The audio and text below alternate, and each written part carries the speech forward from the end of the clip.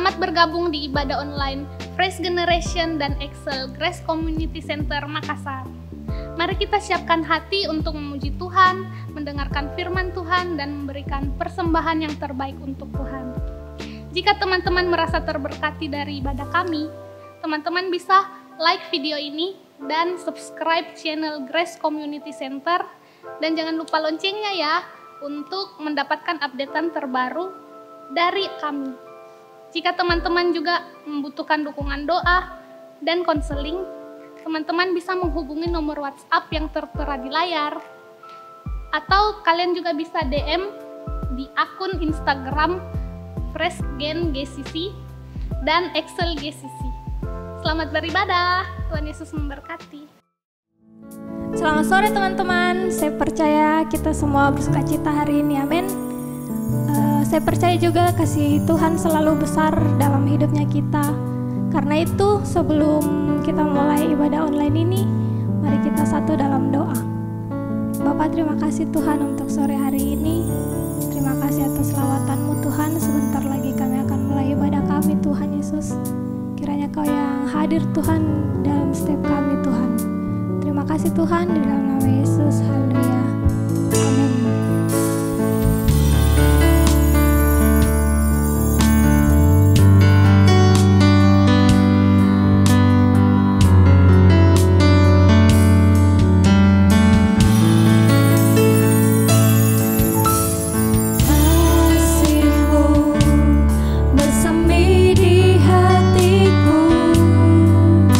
Sungguh indah dan mulia.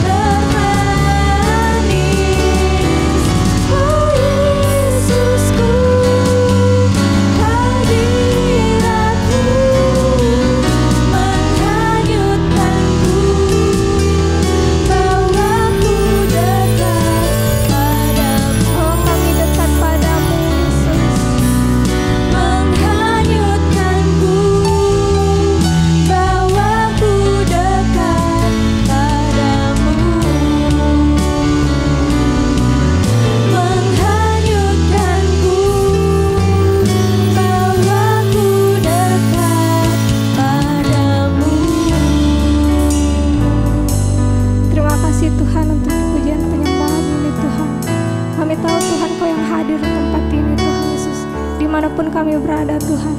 Sebentar lagi Tuhan kami akan mendengarkan firman-Mu Tuhan.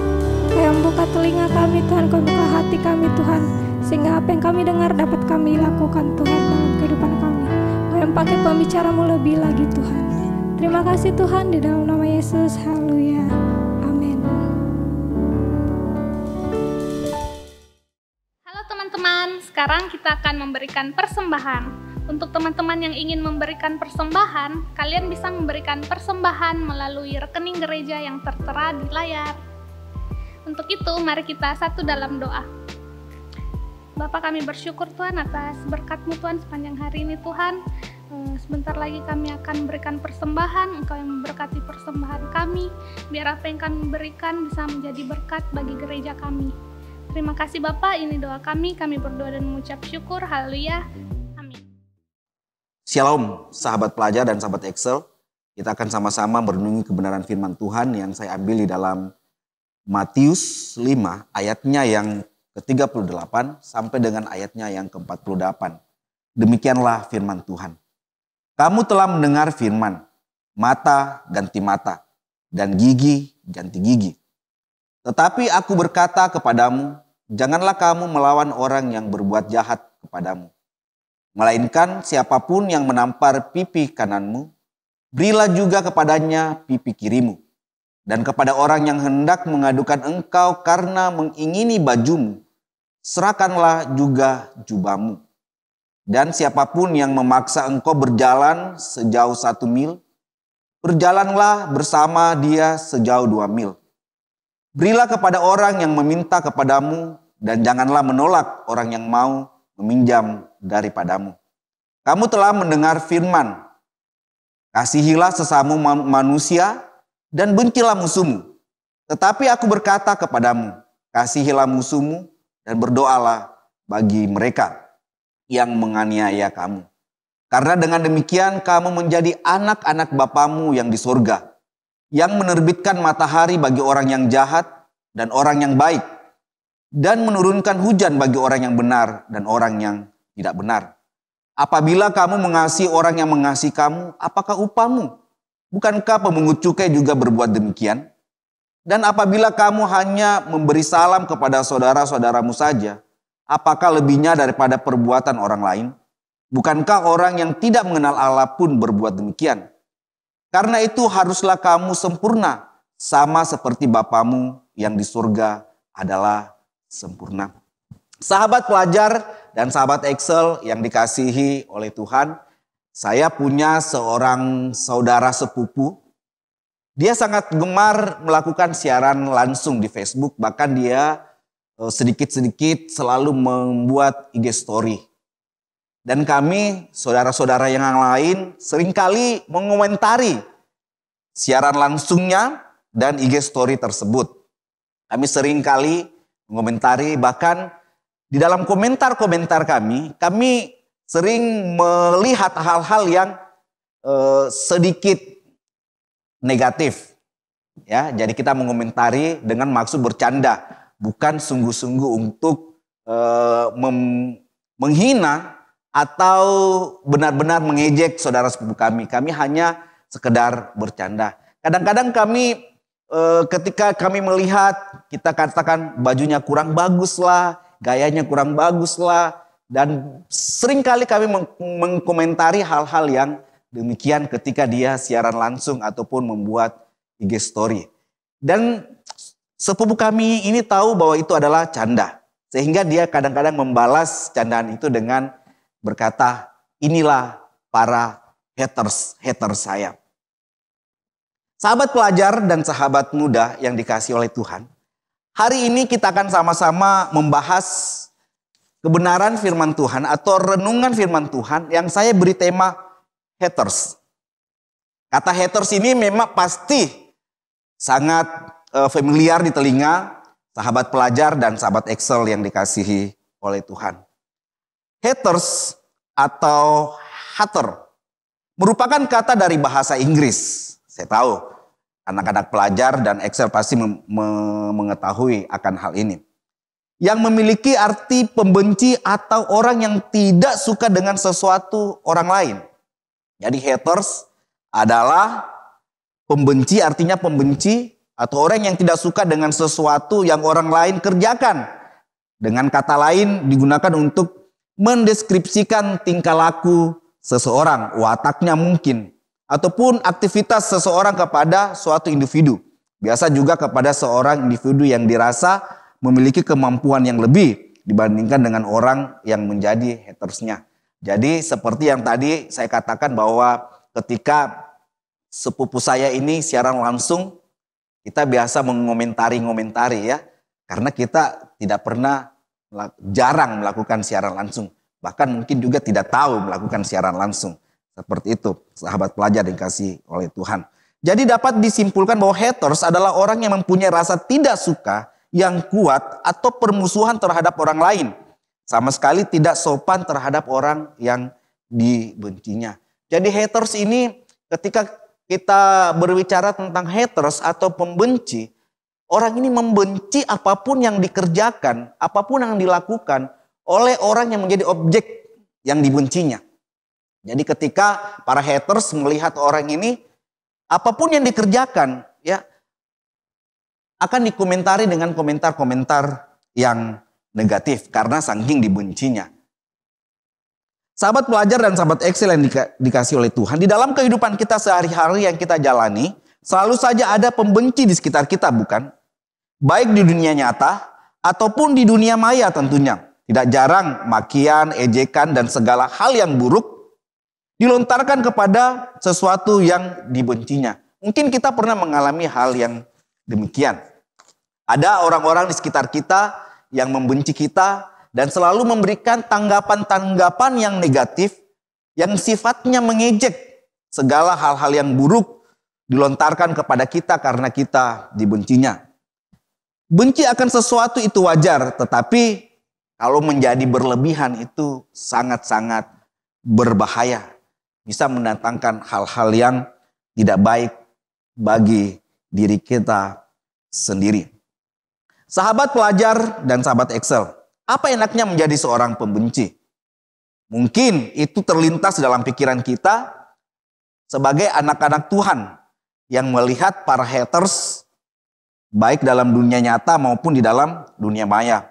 Karena benci yang berlebihan ini bisa dibilang berbahaya dan harusnya dihilangkan dari setiap diri seseorang karena sifat seperti ini akan tidak senang melihat kesuksesan orang lain.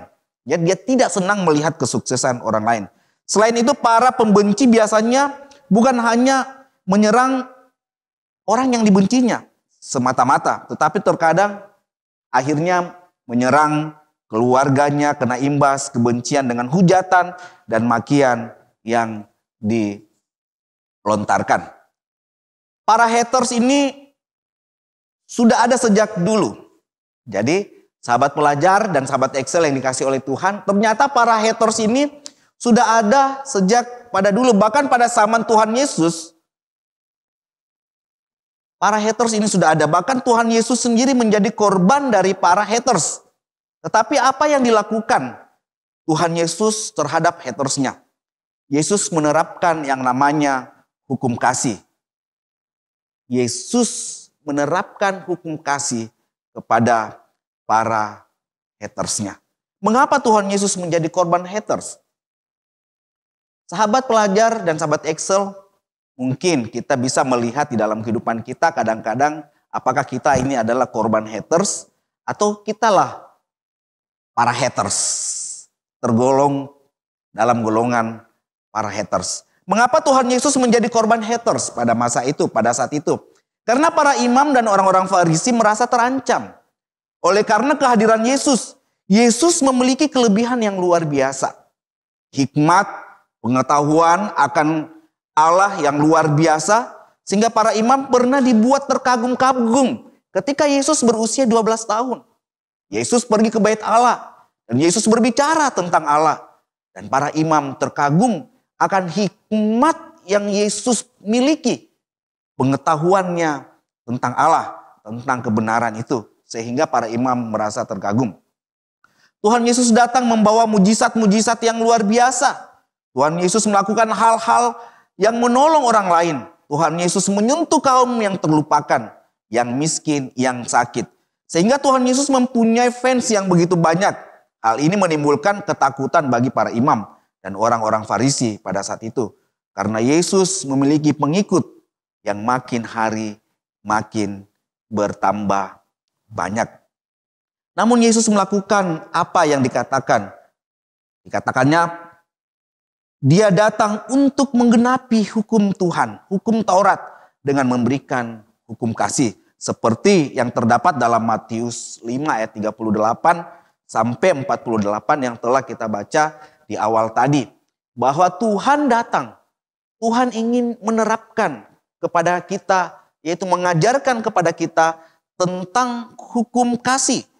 Bahwa bagaimana kita harus mengasihi musuh kita. Yesus memberikan contoh agar para murid melihat dengan jelas bagaimana menjadi hidup yang benar, yang sesuai dengan ajarannya.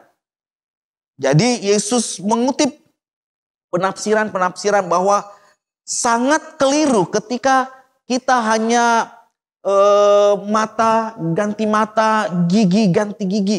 Tetapi Tuhan mau mengatakan bahwa doakanlah musuhmu. Ketika orang membenci kamu, doakan orang yang membenci kamu. Yesus ingin mengajarkan kepada kita bahwa betapa orang tidak ada yang bisa melakukan hukum Taurat. Sehingga Yesus datang untuk menerapkan hukum kasih karunia. Supaya orang memiliki kasih di dalam kehidupannya. Sahabat pelajar dan sahabat Excel yang dikasihi oleh Tuhan. Di dalam ayat 48 dikatakan, karena itu haruslah kamu sempurna sama seperti Bapamu yang di sorga adalah sempurna. Ketika Tuhan Yesus mengatakan ayat 48 ini, Tuhan Yesus sementara memberikan kepada kita suatu contoh, suatu teladan bahwa kesempurnaan yang kita miliki yang sama dengan Bapa itu adalah kesempurnaan kasih. Mengasihi para musuh kita, mengasihi para pembenci yang ada di sekitar kita. Kita tidak bisa melarang orang membenci kita. Kita tidak bisa melarang orang melakukan hal-hal yang tidak baik terhadap kita. Kita tidak bisa melarang mereka. Ketika mereka mengejek kita, ketika mereka menghina kita, ketika dia membenci kita, kita tidak mampu untuk melarang mereka. Tetapi kita bisa memilih untuk memberkati mereka. Kita bisa memilih untuk mengasihi mereka. Kita bisa memilih untuk mengampuni mereka dan mendoakan mereka seperti yang Tuhan Yesus katakan. Bukan membenci musuh kita, tetapi mendoakan musuh kita. Mungkin di sekitar kita ada orang-orang yang sangat membenci kita. Tetapi mari kita sebagai anak-anak Tuhan, Tuhan Yesus katakan kepada kita, mari kita sempurna sama seperti Bapa kita sempurna, yaitu kesempurnaan di dalam mengasihi orang-orang yang membenci kita. Itu yang harus kita terapkan di dalam kehidupan kita ketika kita berada di sekitar orang-orang yang sangat membenci kita. Mengapa haters ini tidak baik? Sahabat pelajar dan sahabat Excel yang dikasih oleh Tuhan. Bagaimana sebagai anak Tuhan, apa yang harus kita lakukan supaya kita tidak menjadi bagian dari para haters ini tentunya.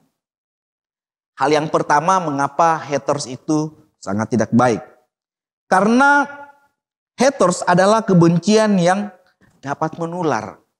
Jadi haters ini adalah kebencian yang dapat menular. Berarti haters ini kurang lebih bisa disamakan dengan virus. Karena dia bisa menular.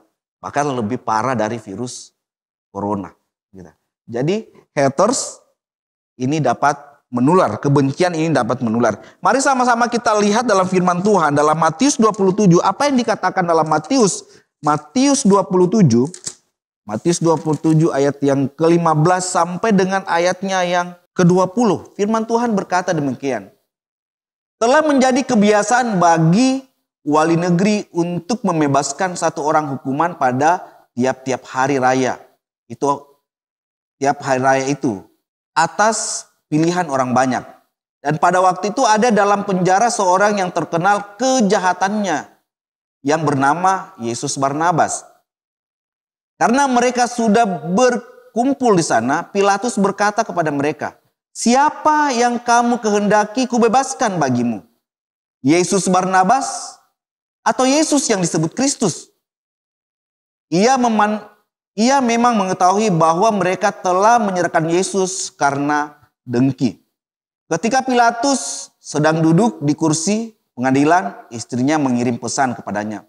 Jangan engkau mencampuri perkara orang benar itu, sebab karena dia aku sangat menderita dalam mimpi tadi malam. Tetapi oleh hasutan, saya akan ulangi ayat yang ke-20. Tetapi oleh hasutan imam-imam kepala dan tua-tua, orang banyak bertekad untuk meminta supaya Barnabas dibebaskan dan Yesus dihukum mati. Sahabat pelajar, sahabat Excel yang dikasihi oleh Tuhan. Kebencian ini dapat menular, dapat menghasut. Kebencian, kedengkian, iri hati, ini dapat menghasut orang banyak supaya orang mengikuti apa yang kita inginkan. Ketika kita membenci orang lain, kita menghasut orang lain pun untuk membenci orang tersebut.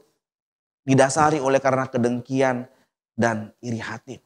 Oleh karena kedengkian, oleh karena iri hati para imam-imam pada saat itu, mereka mampu menghasut orang banyak supaya membebaskan Barnabas dan menyalibkan Yesus yang disebut Kristus. Padahal jelas-jelas diketahui bahwa Yesus Kristus pada saat itu tidak didapati satu kesalahan pun. Bahkan dikatakan dia adalah orang yang benar. Tetapi oleh karena hasutan para si pembenci, imam-imam kepala yang membenci Yesus pada saat itu menghasut banyak orang yang seperti virus tersebut. Akhirnya orang-orang yang terhasut itu memilih agar Yesus disalibkan dan Barnabas dibebaskan. Ketika kebencian di dalam diri seseorang itu sudah sampai di ubun-ubun, maka hati pun menjadi rabun. Ketika kita membenci, ketika kita menjadi seorang pembenci.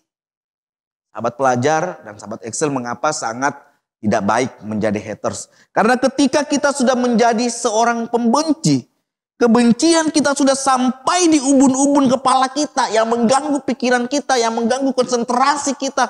Kita yang berpikir selalu bagaimana orang yang kita benci ini penuh penderitaan. Kita memikirkan bagaimana orang yang kita benci ini menderita hidupnya. Kita selalu memikirkan hal-hal yang jahat agar kejahatan ditimpa oleh orang tersebut itu. Maka mata hati kita itu menjadi rabun. Karena apa yang kita pikirkan selalu bagaimana mencelakai orang yang kita benci.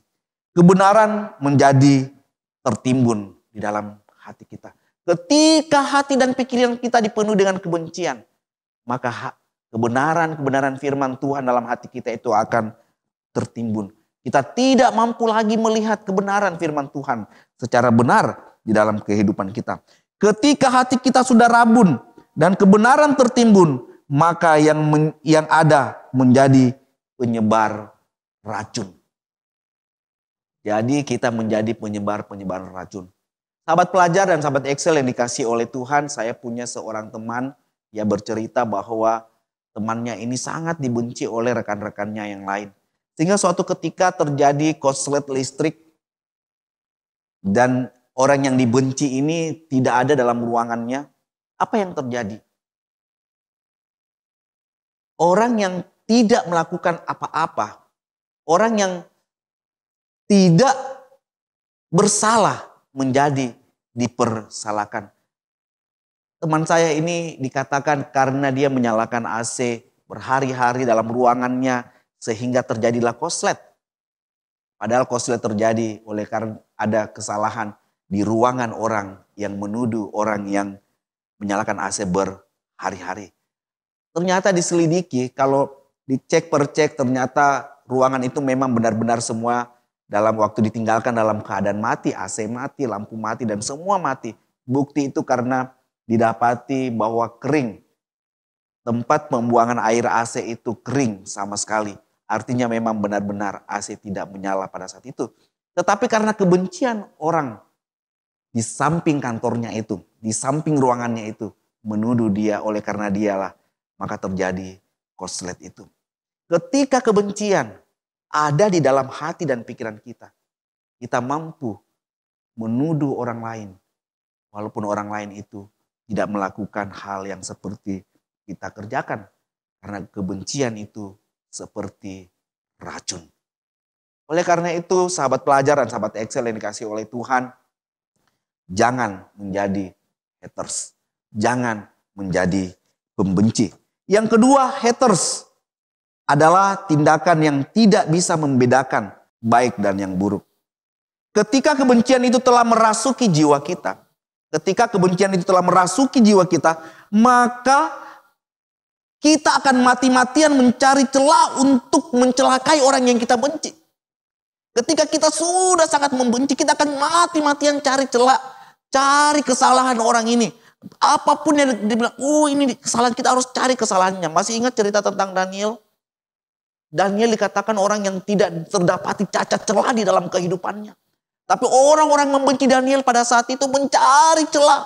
Apa yang bisa kita buat supaya ini Daniel dihukum, bisa dimasukkan dalam gua singa. Ternyata orang-orang pada saat itu katakan, kita hanya bisa, kekurangan dia itu adalah menyembah kepada Allahnya. Oleh karena itu mereka membuat patung, supaya setiap orang harus menyembah patung. Yang tidak menyembah patung itu akan dihukum, dimasukkan ke dalam gua singa. Kesalahan yang dilihat oleh para pembenci Daniel pada saat itu adalah ketekunan Daniel terhadap Allahnya. Itu dilihat sebagai suatu kesalahan. Kesalehan Daniel terhadap Allahnya itu dilihat suatu kesalahan. Karena para pembenci sudah tidak mampu melihat mana yang baik, mana yang benar. Sehingga hal yang benar pun bisa dibuat menjadi hal yang salah. Sehingga pada akhirnya kita tahu bahwa Daniel ditangkap karena dia tidak ingin menyembah patung itu. Dia ditangkap dan dibuang ke lubang singa. Tapi apa yang terjadi? Pembelaan Allah tetap berlaku bagi orang-orang yang hidup berkenan kepada Allah. Apa yang terjadi? Para haters atau para pembenci ini, orang-orang yang suka membenci orang lain, tidak mampu lagi melihat hal yang baik, hal yang benar yang dilakukan oleh orang lain. Karena kebencian sudah merasuki jiwa, sehingga mati-matian untuk mencari celah, untuk mencelakai. Setumpuk kebaikan orang yang dibenci tidak berharga, maka akan selalu menjadi bahan untuk menghina dan upaya membinasakan. Sahabat pelajar dan sahabat Excel yang dikasih oleh Tuhan. Para imam, orang-orang Saduki, orang-orang Farisi telah melihat apa yang Yesus kerjakan pada masa itu. Yesus menyembuhkan orang sakit.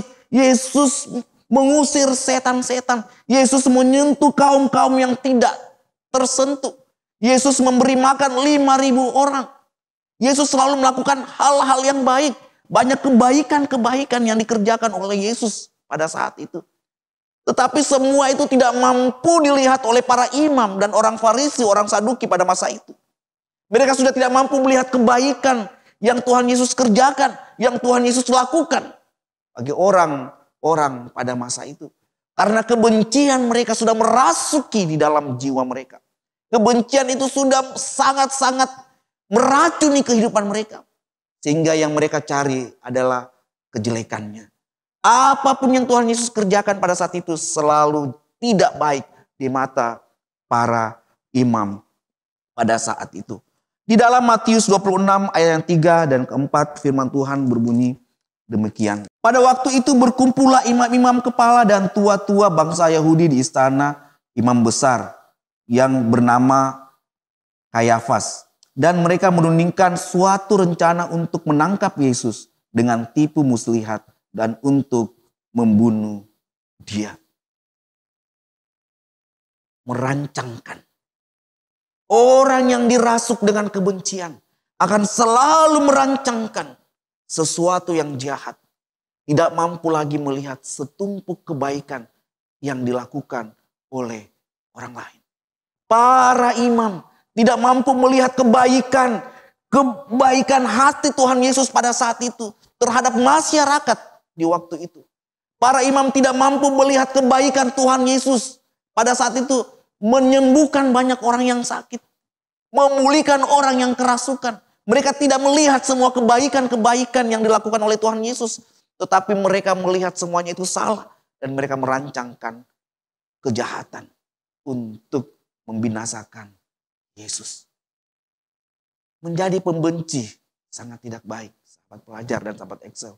Oleh karena itu ketika rasa benci itu datang dalam hidup kita, kita tidak bisa menghindari orang lain menyakiti hati kita. Kita tidak bisa melarang orang lain menyakiti kita. Tetapi kita bisa memilih mengasihi orang yang menyakiti hati kita. Dalam kehidupan kita setiap hari kita akan menjumpai orang-orang yang tidak senang dengan kita. Dalam dunia pekerjaan, dalam dunia pendidikan kita, dalam di sekolah kita, di tempat les kita, atau dimanapun kita berada, akan ada orang-orang yang tidak senang terhadap kita. Apapun yang kita kerjakan, apapun yang kebaikan-kebaikan yang kita lakukan, akan selalu salah di mata mereka. Tetapi sebagai anak-anak Tuhan tetaplah melakukan kebaikan. Kebaikan dan kebaikan. Walaupun mereka tidak mampu melihat kebaikan dalam diri kita, tetaplah kita mengerjakan kebaikan. Karena Tuhan Yesus mengajarkan kepada kita mendoakan musuh kita. Sampai kapan? Sampai selama-lamanya. Masih ingat khotbah 70 kali 7 kali yang dibawakan oleh Cerina pada berapa minggu yang lalu? Berapa kali kita harus mengampuni? Tidak terbatas. Kita pun demikian. Mengampuni orang yang membenci kita tidak terbatas dalam kehidupan kita. Hal yang ketiga yang perlu kita lihat, mengapa tidak bagus menjadi seorang yang pembenci? Haters adalah kepuasan yang semu. Haters adalah kepuasan yang semu. Apa yang kita dapatkan? Ketika orang yang kita benci, kita sudah cederai. Ketika orang yang sudah kita benci, sudah kita singkirkan. Ketika orang yang sudah kita benci, mengalami sesuatu yang tidak nyaman, mengalami sesuatu karena kita sudah mempermalukan dia. Apa yang kita alami? Kita senang, mungkin kita senang dan bahagia melihat orang lain menderita oleh karena kita sudah merancangkan hal-hal yang tidak baik terhadap dia. Mungkin kita senang, bahagia pada saat itu. Tetapi apa benar kebahagiaan itu akan terus menerus berlangsung? Tidak, sahabat pelajar. Kita akan terus-menerus menjadi pembenci. Sehingga siapapun yang akan datang dalam kehidupan kita, kita melihat kelebihannya, kita melihat kebaikannya, kita melihat hal-hal yang luar biasa dalam dirinya, kita membenci dia. Bahkan kita bisa membenci banyak orang. Oleh karena apa? Kita menanamkan, memelihara sikap benci dalam kehidupan kita. Sikap benci ini, perilaku membenci orang lain ini adalah sikap yang semu. Apa yang terjadi ketika para imam sudah menyalibkan Yesus? Yesus naik di atas kayu salib. Oleh karena rancangan-rancangan mereka. Memang benar Yesus datang ke dalam dunia ini untuk menebus kita. Apa yang dirasakan oleh imam pada saat itu? Apakah mereka bahagia? Mereka menjaga supaya kedudukan imam mereka tidak hilang, tidak direbut oleh Yesus. Mereka menjaga bait Allah dengan rapi supaya Yesus bukan menjadi orang yang berkuasa dalam bait Allah. Tapi apa yang terjadi ketika Yesus naik di atas kayu salib?